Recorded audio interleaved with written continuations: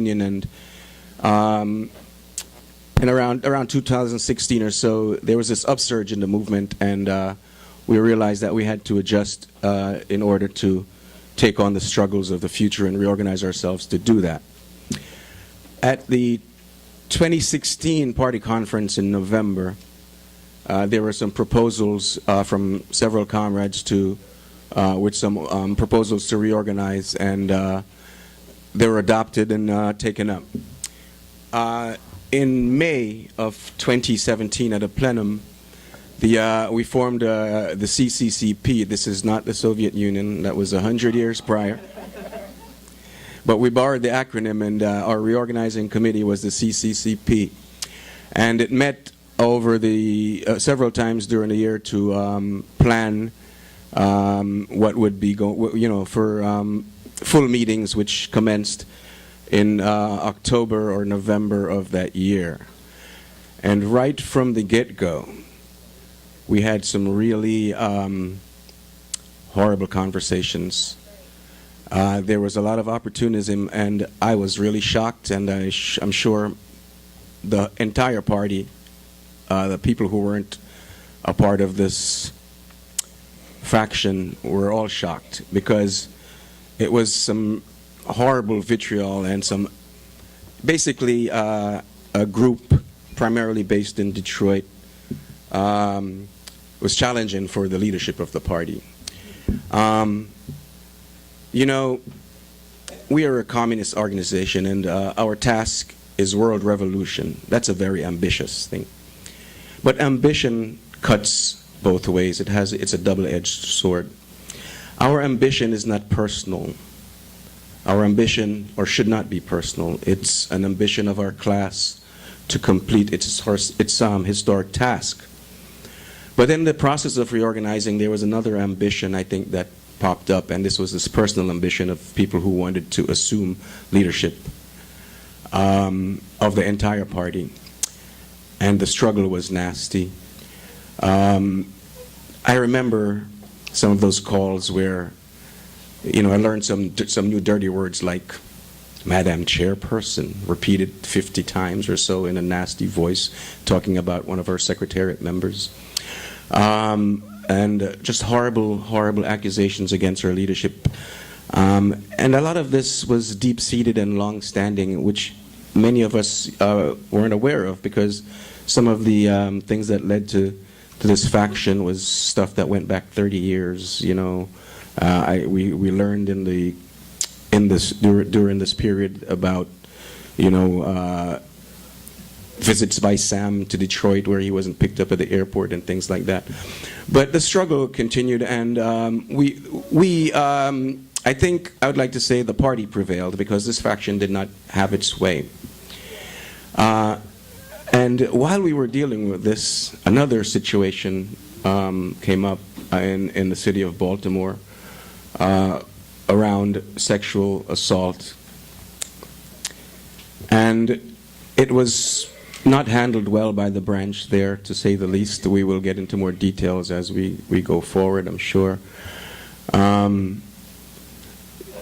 The person who was the offender in this situation was rewarded, actually, in that he was he made ambassadorial trips, one to Venezuela.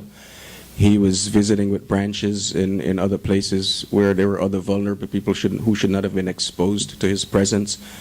But the leadership in Baltimore allowed that to happen. And when I found out about it, and people found out about it at different times, it's after it pretty much blew up in social media because of the mishandling, and some of the victims went public, as is their right, because they weren't getting any justice in Baltimore. The Detroit branch, I'm sorry, after there was some meetings held, and a couple of people in the leadership were suspended, and the offender was expelled. It was expelled at a time. And the Detroit branch, I think this goes to show, well, I'll mention it, the entire branch, I think 35 people resigned at once, which also, I think, revealed that something was wrong in our party, in that I thought we were all on the same page. My experience in the party was mostly on the East Coast. I visited many branches, primarily Philadelphia, Boston, and Baltimore, and had good relationships with the people in all of those branches. So Baltimore shocked me, but Detroit I'd never been to, and I was just shocked at the kind of the nastiness of a couple of the leaders from Detroit, so-called leaders. I don't think they really deserve that title anymore. But, you know, we were struggling through it because we thought it was necessary to do so. And after that, I think the CCP was disbanded, and we formed a commission to investigate the situation in Baltimore, which took a period of 4 months. And over that time, many things ensued. There was, for example, kind of a backhanded, this is my phrasing, approach to undo the suspensions and the expulsions in Detroit. And the primary actor leading this new faction was former comrade in LA, John Parker. And around him, he formed a caucus, a fraction primarily made up of people on the West Coast and Baltimore, but others too.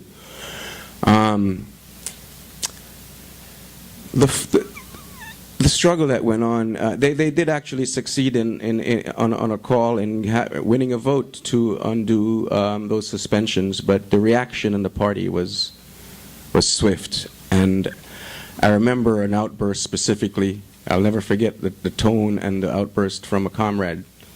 I will just say a comrade right now. In response to the vote, and it was a vote of it was an expression of disappointment. And I think party-wide we realized the huge mistake that had just happened, in that we had, because the vote was, the whole debate was during that night was quite unprincipled, and we can go through some of those details in the conversation. And we reversed that the same night. Later in the night, we convened another conference call and undid what was undone. So we reinstated those suspensions, and the commission continued. And over 4 months of really, really difficult conversations, we lost a lot of people. Young people, mostly non-binary, LGBTQ comrades and candidates. It was very painful for them because these comrades were vulnerable in the kind of way to the kind of victimization that happened in Baltimore, and so they felt it more deeply than the rest of us, and that's natural. But the struggle was necessary. We had to go through it, and I think we know that more now, specifically because of the conversations we've been having about what happened in the ISO. And even though it was necessary, the pain was too much for a lot of people. And they're no longer with us, at least right now.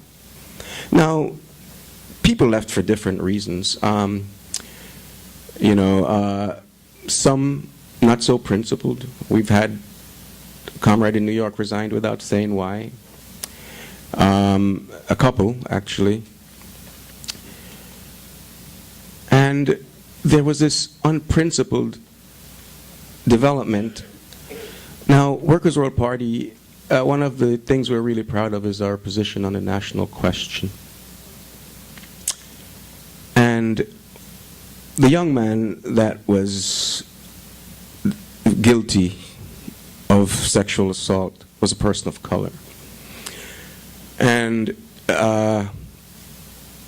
in his defense, a group of comrades referred to his treatment as the party acting in a racist way and not giving him due process and so forth, which was absolutely not true. There were meetings before that were mishandled, as I said, in Baltimore, and after we tried to meet with people, they just didn't participate in many cases. So the commission that was formed came out with some recommendations after 4 months of difficult struggle. And their recommendations were to expel the two leading members in Baltimore who had been suspended, to disband the Baltimore branch because it had become dysfunctional. And what were the other provisions? That was primarily it, right? And so after that, then some other struggles ensued. So we've had this domino effect of, I think, unprincipled struggle on the part of some. We had, oh, I'm sorry, a part of the commission's recommendation was to make a statement, a public statement, which was a point of struggle in itself, in that a new grouping, well, not so new, the grouping, John Parker was still this faction leader, and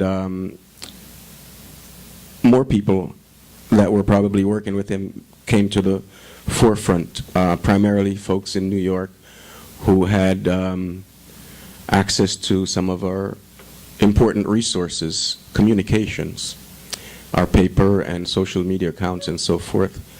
And they seized some of these things. And we gave them some ultimatums to return our property, which they didn't do. We gave, they basically gave us the middle finger, you know. And so we expelled a few people. Now, over this whole struggle, we've lost a lot of people. We hadn't expelled a lot of people. This grouping that stole party property gave us no choice, because with any overtures we made, they just, like I said, didn't respond, which to me is a middle finger, you know. And these are people who had been in the party for decades, some of them. So how did this happen? You know, how can this retardation happen in people's political lives in a party like Workers' World? And what we, I think, have found out is that we have to look at ourselves too, you know. We were a little lax in the vetting process of new people. And because somebody has been around for a long time doesn't mean that they stay the same way. We have to reorganize and make sure people stay in touch politically with us and that we stay on the same page. Because after being in Workers' World for 30 years, some of the positions that people had was outrageous. It was not the party's position, but how can somebody who has been around for 30 years have a position that's different than the party? And that, I think, is where we have to tighten up. And our new organization process is looking very much at that. That's why our education process is so much at the forefront of what we're about. Going forward, and you will hear a lot about that. It's been going slow because even though we've been reorganizing, we've been still dealing with repercussions, and it didn't end there because, you know, we've had some struggles in Durham since. Some of it I don't feel completely qualified to give broad descriptions of, but I'm sure that will come out in the discussion. And also in New York, we had some young people who had some really strange political ideas, and that also we have to take some responsibility for, because we had kind of rushed some people through the candidacy process. We got giddy, I think, a little bit with the upsurge in young people wanting to join the party, and we made some mistakes, let's say, in not making sure that they were solid. And so we've had really strange formulations come out of some people. Some people might be now familiar with the term Ku Klux Communists. That's a very horrible term, isn't it? Somebody called us that. Right? I mean, people can say anything, and yeah, but these are people who were in the organization. All right? So, we're going to be talking about some of these things tonight. It's going to be a hard discussion, but I think a necessary one. And with that, I'm going to step down, I think. Thank you. So I've been tussling with this talk. And one of the things you learn in a class that teaches you about how to do public speaking is that you ask your audience a question that you already know the answer to, so that there's this bond between you and the audience. So I'm supposed to talk about revolutionary optimism. So I thought, I'll ask you all a question. So here's the question. Are there any revolutionaries in this room who are confident in the historic role of the global working class to not only overthrow the vicious, exploitative, capitalist, imperialist system, but that these workers, these oppressed of the world, can then create and maintain a workers' world where the class that does all the work determines the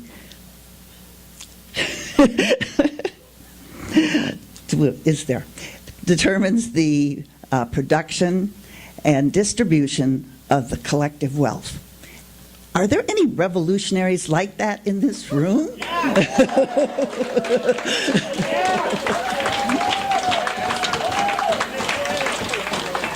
Okay, then. Having established that, I sort of feel as though the Terrence talk just previous to this, so now I'm throwing my talk out, because I think the entire day, from the remarks of Rosemary, 98-year-old Rosemary Neidenberg, who still does weekly work for the newspaper that founding member, Deirdre Griswold, still edits, and that Comrade Sharon has had 60 years, 6 decades of marching in probably more demonstrations, more occupations, helping found the ASU. I could go on and on. So to the comrades for whom this history is history, it is living history. And for those of us who have participated in that history, your presence is the continuation, the magnification of that history. And so revolutionary optimism is not some Pollyannish, pie in the sky, good vibes kind of sentiment. Revolutionary optimism is totally facing the vicious enemy, understanding that it can do and does do everything that is abhorrent and destructive to humanity. It's knowing that, seriously knowing that, but at the same time, because you have the belief and the understanding that capitalism cannot continue, not just the way we've discussed. It's destroying the planet. It has no jobs for people. It provides nothing anymore but war and racism and homophobia and Islamophobia and patriarchy and white supremacy. So we know that. So why are we optimistic? because in fact we know it can't continue. And we have this unbelievable, unshakable belief in the class that produces everything. Some of you know I do a radio show, and the program starts off called The Labor Forum. And the program is a song by a man named John Fromer, who has died of cancer. And the song is We Do the Work. So we produce the wealth. We distribute the goods. We do everything. There's nothing in this room that tens of thousands of workers haven't combined together to make. And there's not one boss who did any of it. Well, so that's why we are optimistic. There is only one class, our class, that can create a world in which the collective wealth is distributed in a just and fair way without destroying the planet. And those of us in this room and many others around the world who share that same belief are key to why we have to build the strongest international forms of solidarity that we can. And that at every moment we have to blunt the ability of this vicious ruling class, this global ruling class, to hurt, harm, kill, maim, and undermine the members of our class and ourselves. So I thought to myself when I'm sitting over there, how many times have people given examples of revolutionary optimism today? I thought I'd start making scratch marks. And then I thought, well, that's kind of ridiculous. There's not one comrade who's going to come up here and is not going to exude this. And there's not one of you out there that is not going to send it back to every speaker, because that's what Workers' World is about. Every one of us have grown from the moment we joined this party in every action that we've done. And I want you to take confidence in that. I want the elders, like myself, who are so awed by the comments of younger comrades, meaning almost anybody younger. And I want the younger comrades to take confidence as well in what we have experienced in however long we've been in the party, not to take it as gospel, but to take it as something that can be learned from, and vice versa. So I'm going to conclude, because I think that there is no greater lesson that any revolutionary can learn than the global embrace of all those who have struggled, not just this year, not just 10 years ago. I think about when I was thinking about how to talk about this, to think about our party was founded 60 years ago, the year of the Cuban Revolution. But just a few years before they were triumphant, they suffered the Moncada attack. Now let's think about that. You're a revolutionary group. You're trying to overthrow Batista, the U.S.-backed Batista, and you attack this military base. And almost everybody dies, gets captured, is tortured, goes on trial. Now, that would be pretty darn demoralizing. But a leadership that was confident in the ability of the masses to struggle and win, that had, that knew revolution had to happen for the needs of the people, was victorious a mere 6 years later.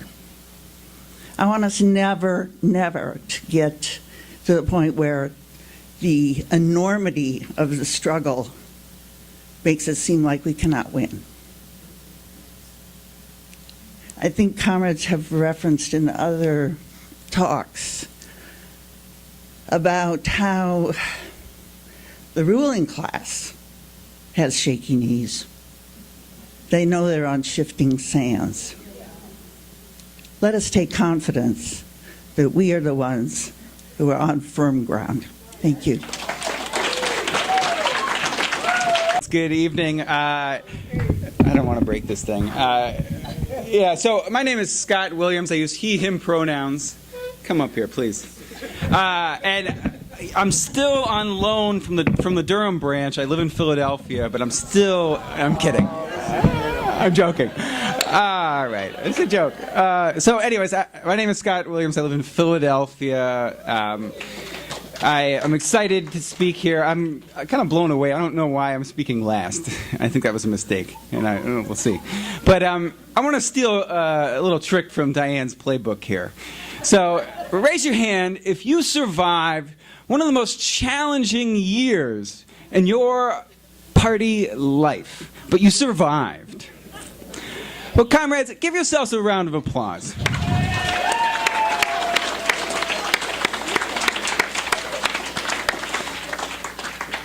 You know, being together is therapeutic, and I hope that these conversations will continue. And I know that everything that Diane just said was true, and I think it was right on and perfect. To change the topic here, so I'm speaking on the rise of social democracy, and everyone's going to go boo, and then it's also I'm going to briefly mention fascism. I think there's a lot more you could talk about, to be honest. Yeah, fuck that. Yeah, boo. So, and to be honest, what I say about social democracy, you might not agree with.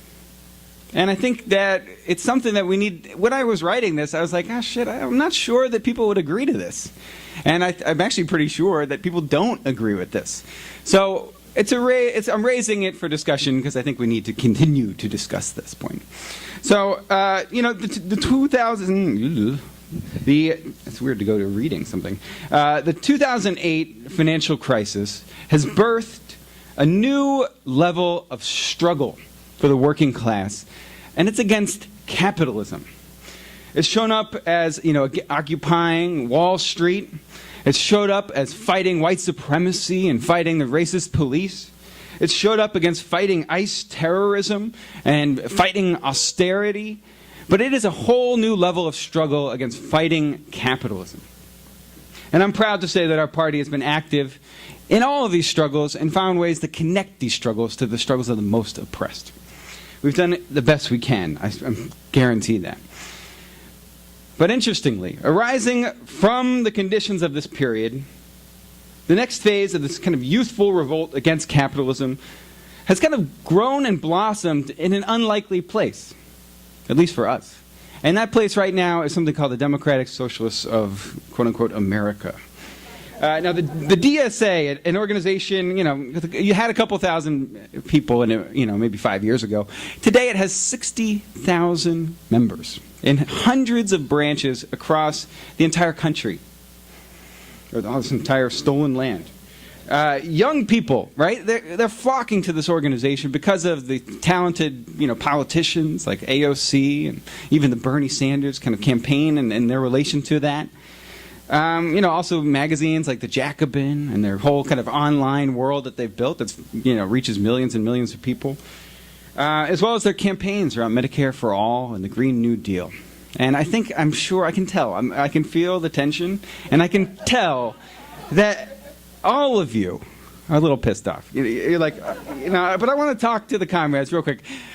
I don't think we need to criticize and knee-jerk kind of say we hate them, down with them. We don't want that, and I want to raise that. Right? So there are elements of the organization that are, that defend imperialism, U.S. imperialism, that are white supremacist, that are often class reductionist. And these people, that's a lot of the wing, that's kind of the leadership of the Democratic Socialists, right? It's the leadership of that group. But just like we view a union, right? We see the leadership of a union, and we know that they're backwards, but we know that the membership of the union is who we need to talk to. But we should take that same approach with the Democratic Socialists of America and with the rest of the left. We must not act, here we go, we must not act like we stand on a higher moral ground of some kind of invincible Leninism, right? We must, because if we do, we're going to look like a sect. We're going to look irrelevant. We're going to look, and I know we don't do this, but I want to encourage comrades, especially online, we see it, that you got to stop doing that kind of stuff.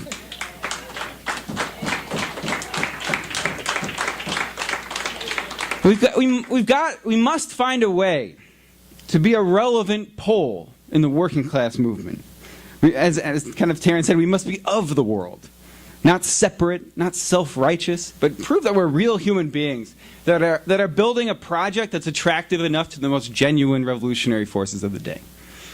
Rather than this kind of angst or scorn or even jealousy, we should be excited, comrades. The most popular politician in the United States of America is someone who calls himself a socialist. Regardless of whether or not we would call him a socialist, the most popular politician, based on his kind of calls himself a socialist. And that raises interesting problems for us that we need to grapple with more and more and more. For the first time in almost 50 years, we have seen the rise of kind of this new socialist kind of mass movement. And of course, we might call it social democracy, but really, this word socialism is on the tip of the tongue of, not just Fox News analysts, but now, New York Times. It's definitely one of the most Googled words of the year, right? It's out there, and we're still grappling with what does that mean for us? How does that impact us? How does the growth of another sector of the left impact us? How can we turn the growth of social democracy into the growth of Leninism, or even Marxism? What opportunities and threats are there? How will the Bernie 2020 campaign increase potential for talking about socialism? Even if we're definitely not supporting it, but how will it raise the question? What is the purpose of Workers' World Party in the kind of upcoming development of social democracy? These are the questions we need to be answering if we want to seem relevant to the rebellious youth and the working class kind of uprisings that are developing. So I want to say, if we don't analyze these developments on the rest of the left, we'll make some huge problems. That will create some huge difficulties for us. For example, like Taryn has started, and I know we have another report on this, but I'll say a brief thing about it. If we analyze what happened to the ISO, regardless of what we think of him, we learn that the organization's chauvinism and its mistakes in defending a rapist were actually the straw that broke the camel's back. It was a huge mistake, but there was a whole series of mistakes. And basically what happened is that the organization was so demoralized, and they had been so eclipsed by DSA and these other forces that they themselves didn't believe in their own project. They lost faith in their entire purpose. And this kind of crisis gave them the fodder to basically say, you know what, we're going to call it quits. And someone told me this morning, the annual socialism conference that the ISO has every year, I think it's in Chicago, that's going to continue to happen. And this year it's hosted by Jacobin and DSA. So all the ISO, some of the ISO folks are thinking, all right, we're going to put our name in this hat. We're going to go over here now, right? So it's an interesting transition on the left that we have to kind of talk about. So let's get to maybe some of my points, but I think everyone should contribute to this discussion more. What do we have to do? How are we going to be relevant? Of course, we need to popularize Leninism. Not just rhetorically, not just through our propaganda, but in our deeds, in our actions. And I think the Worker Solidarity Day, and I think the work that we do around Mumia and around Venezuela will give us that great potential, right? We're going to show people in the streets how to connect and defend the most oppressed and how to build that movement.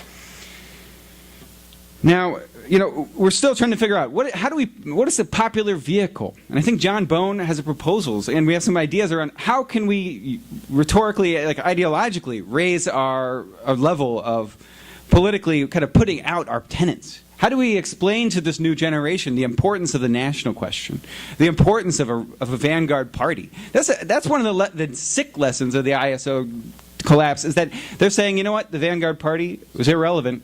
They didn't need that. That was the problem. They're blaming their failure on the vanguard party model rather than a lot of the internal other aspects of their work. So there's this tendency to kind of throw away the lessons of the 20th century. And we have to figure out how we're going to do that. We have to defend those lessons, and we have to defend Leninism, and we have to figure out how to make it relevant. And I got to say, it's going to happen both rhetorically through whatever kind of media that we produce, but it has to happen in the streets. And it has to happen because we are relating to these forces. It has to happen through building a worker solidarity network, for example, right? Where we are building strike solidarity. We're building solidarity with workers who are organizing. And we're in the streets with other young revolutionaries and even young social democrats who are oriented towards the labor movement. And they think that the labor movement's going to be very critical to the success of whatever project they're trying to build. And we need to be in the streets with them, building, kind of coalitions, building workers' assemblies, building different models of organizing where we're interfacing in coalition with the rest of the left. That could be the workers' assemblies and the kind of worker solidarity network. That could be, building coalitions around Mumia, around Venezuela, around whatever struggles that exist. We need to, kind of the basic point of this, to kind of boil it down, is we need to interact with the rest of the left to be able to have a relevant voice with them.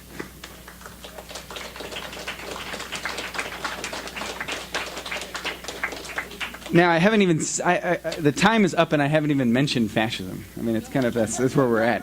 I'll say a couple things about it. So, of course, this is the kind of typical thing you say. The contradictory phenomenon to the growth of the left and kind of the rise of social democracy and the kind of capitalist crisis as a whole is the rise of desperation of the sectors of the ruling class and the small bourgeoisie.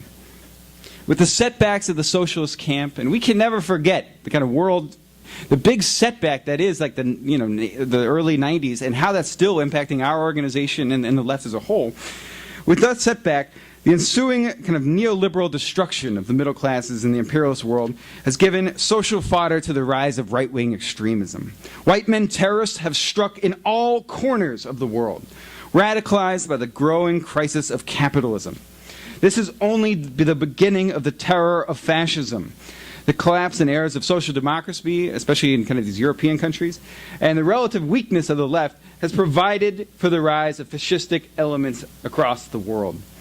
The United States of America, through its kind of heritage of white supremacy, of genocide, right? Its kind of national mythology, that provides a real social basis and kind of the historic kind of the story that we tell ourselves for the rise of fascism.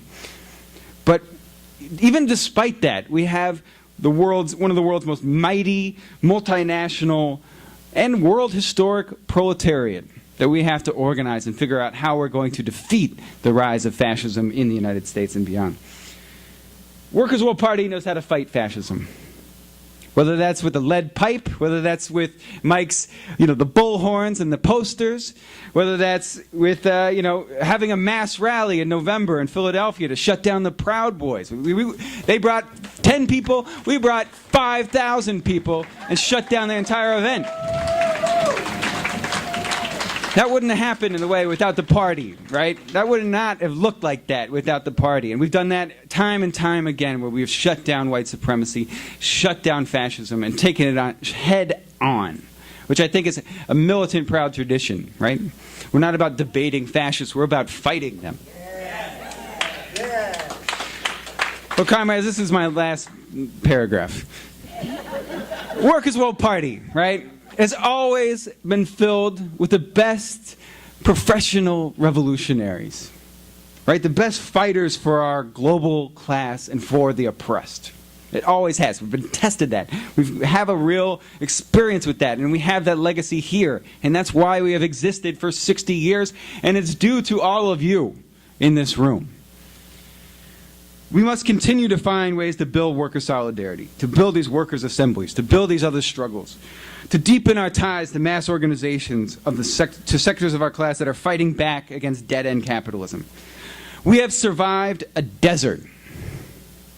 Now it's time to survive the highs and lows of the mountains and the valleys and the rivers and everything else, right? We have survived the desert, and let's move it on.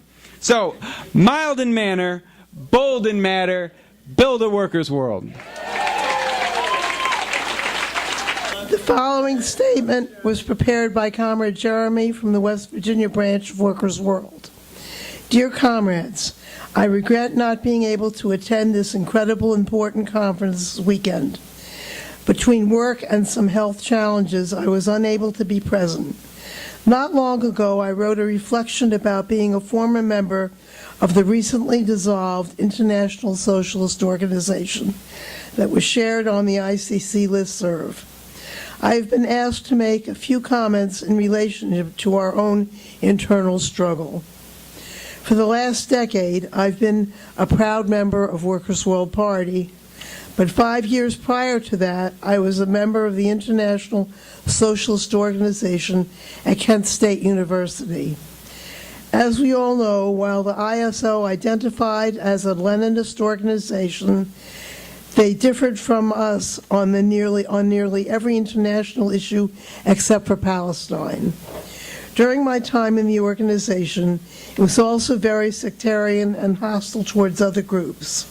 My experience in Workers' World Party has been the opposite. I remember our party calling for socialist unity with the rest of the left just a few years ago. The ISO also lacked internal democracy and ridiculed any member that did not have the, quote, official line, unquote, on every position. The ISO has a revolving door of passionate college students, but they had hard times attracting nationally oppressed people. I believe it was because of the chauvinist, class reductionist, and Eurocentric viewpoints, which is unfortunately prevalent among most of the U.S. left. For example, when I was a member of the ISO, had a mass organization called Campus Anti-War Network, in quote, CAN, C-A-N, which opposed the U.S. wars in Afghanistan and Iraq. CAN and ANSWER were two anti-war groups that correctly defended Iraqi resistance, while other groups at the time, such as Move On and United for Peace and Justice, refused to do so. In my experience, what destroyed CAN and was the ISO's chauvinist position, such as denying, quote, white privilege, end quote, and, quote, male privilege, end quote, which turned off so many of the non-ISO activists within CAN. As a loyal ISO member, I fell into the trap of defending incorrect positions and doing as I was told. At one point, some of my comrades and I were asked to stop volunteering our services at a women's clinic in Cleveland as pro-choice escorts. We were directed to sell the ISO newspaper every Saturday instead. As a dedicated member, we followed orders. We first started going to the bus station in downtown Akron, Ohio, but were later ordered to go to the gentrified white liberal section known as Highland Square. Because we were not selling enough downtown, looking back, it was a racist and classist directive. After I left, the newer members started to challenge the leadership. People of color and gender-oppressed members formed caucuses, but there was a lot of pushback from the leadership. The ISO leaders argued caucuses were not necessary because the ISO was, quote, not racist, sexist, etc., end quote. In 2013, it was discovered that a leading member in Wisconsin was accused of sexual assault. Young members questioned that, asking for justice for the survivors. But the ISO leaders did what most left groups have historically done and tried to brush it under the rug. 6 years later, the ISO leadership mishandling of a serious situation caught up with them. Young and new members, especially queer and gender-oppressed people, justifiably rebelled and suspended everyone that was on the steering committee and the national committee that year. Many veteran leaders resigned to avoid any punishment. Not long after, the organization that I once belonged to and paid dues to dissolved. When faced with its own situation of dealing with a member accused of inappropriate sexual misconduct, our party's leaders responded in a way most of the left had not. Veteran Workers' World Party leaders listened to young leaders, and most importantly, they listened to survivors. The party has also gone further and is now developing protocols that all tendencies should be putting into place. Decisions are being collectively and democratically, which is something that was not done in ISO. In the era of Trump, and with the rise of fascism, socialist and revolutionary groups should be growing and not dissolving. Most of the ISO is either going into social democratic groups such as DSA or Socialist Alternative.